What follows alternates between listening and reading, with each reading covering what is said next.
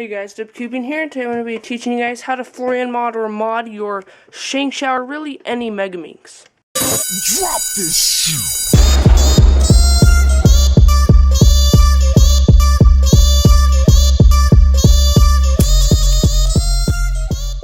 Okay, so this is going to be filmed in my garage, so let's go over what we're going to be needing for this. So a Dremel, because we're going to be doing lots of sanding. If you don't have a Dremel, it's okay, you can use sandpaper, but make sure you use higher grid sandpaper because you're going to be doing lots of sanding for this mod. Steel wool is optional, but that's what I recommend using just to keep it nice and fine, and safety glasses just to keep things safe. So let's go over what we're going to be doing in this mod. Okay, so the first thing we're going to have to do here is we're going to have to disassemble the puzzle, of course, sort everything out nice and neatly, but then we're going to go ahead and mod these corners down there like that,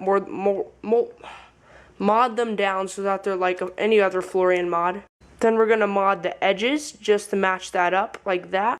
Then we're going to mod the centerpieces to keep a nice even mod. And then we're going to go and just mod down a little bit of some of the smaller parts, some of the more less important things inside, like on the torpedoes and stuff, just to keep the puzzle from locking up quite a bit. So let's get into this. Okay, so to get this thing started here, so it's going to sound a bit echoey because I'm in my garage once again. We're going to go and disassemble our puzzle, completely disassemble so it's just the core and everything. So just go and pop out one piece like this, one edge, and then just start taking the whole cube apart. And this might take a little while, but trust me, just keep everything as organized as possible. And I'll get back to you guys after I have this whole cube blown up and disassembled. Okay, so now I got the whole cube disassembled except the centers.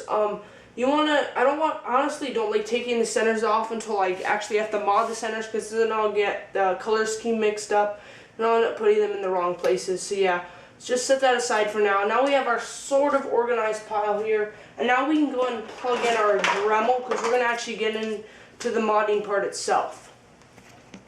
Okay, so now we're going to go and mod our edges. So I'm going to show you guys what the completed edge will look like. So on the right there is the modded edge, and on the left is the unmodded edge. You can see how much more round it is. So basically all we're going to be doing is we're just going to slightly round down all these corners right here. Nothing up here on this little ridge up here. Leave that the same because that's where your finger touches. But just these corners around the edge just like that. And then this is optional, but right here just along the edge of the face, you can just round that down a little bit just to keep this more even. But you definitely want to make sure that it's not completely round.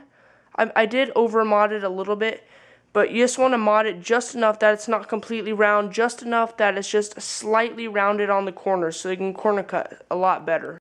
Okay, so now I'm just going to film me modding this edge here. Probably won't be able to hear me, but I'm going to talk a little bit louder. Okay, so I'm just going to round it down slightly here.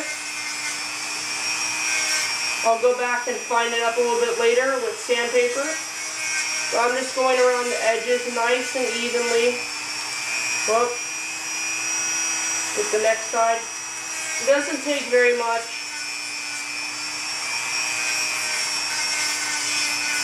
And then I'm just going to round down this little bottom part underneath it a little bit, just to reduce catching a bit. And now I'm going to go back over one more time to improve this.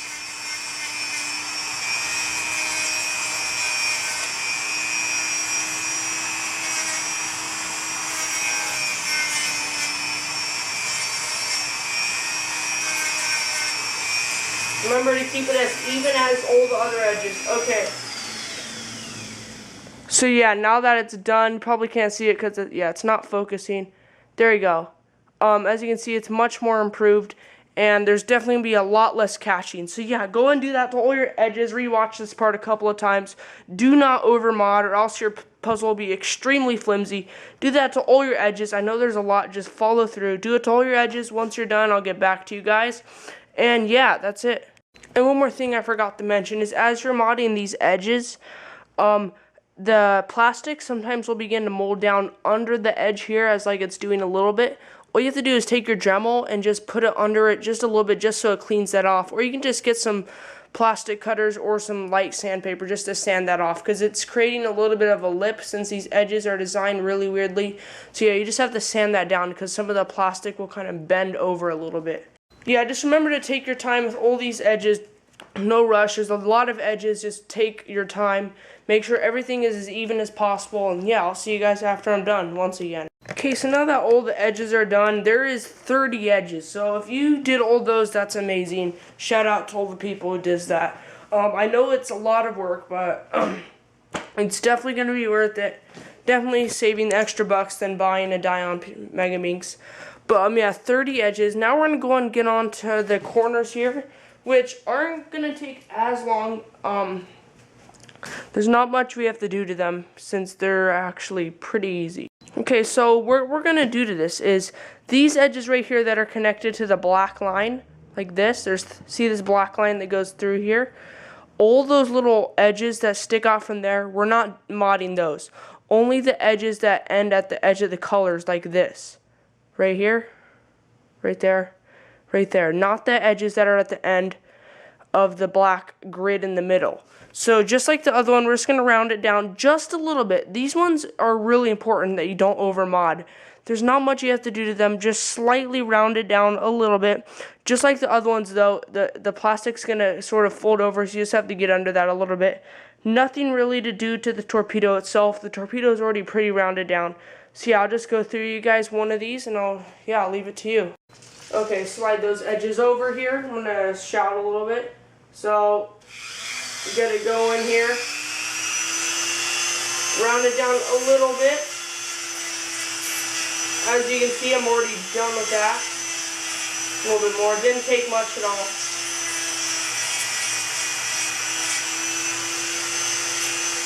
One more.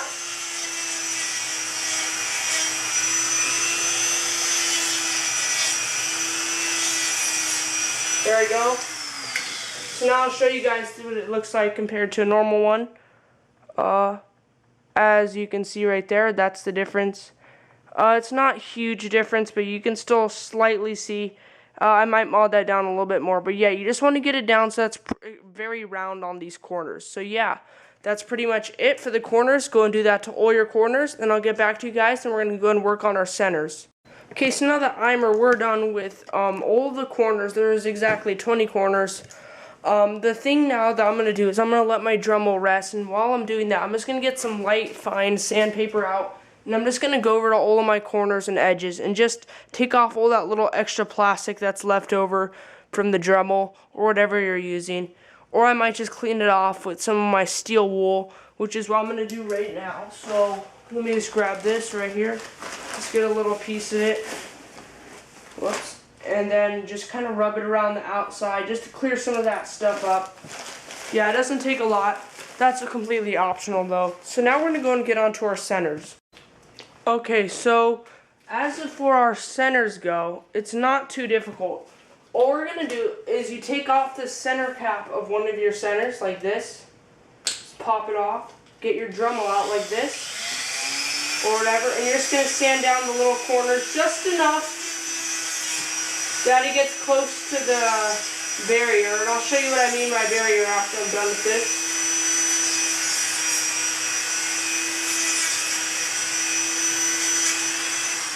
By barrier, I mean,